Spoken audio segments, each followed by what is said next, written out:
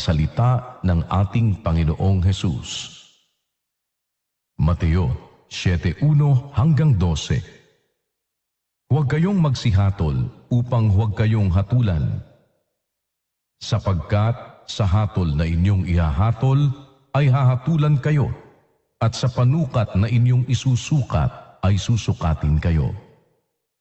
At bakit mo tinitignan ang puwing na nasa mata ng inyong kapatid, ngunit hindi mo pinapansin ang tahilan na nasa iyong sariling mata? O paanong sasabihin mo sa iyong kapatid, pabayaan mong alisin ko ang puwing sa mata mo, at narito ang tahilan sa iyong sariling mata? Ikaw na mapagpaimbabaw, alisin mo muna ang tahilan sa iyong sariling mata, at kung magkagayoy, makikita mong malinaw ang pag-aalis mo ng puwing sa mata ng iyong kapatid.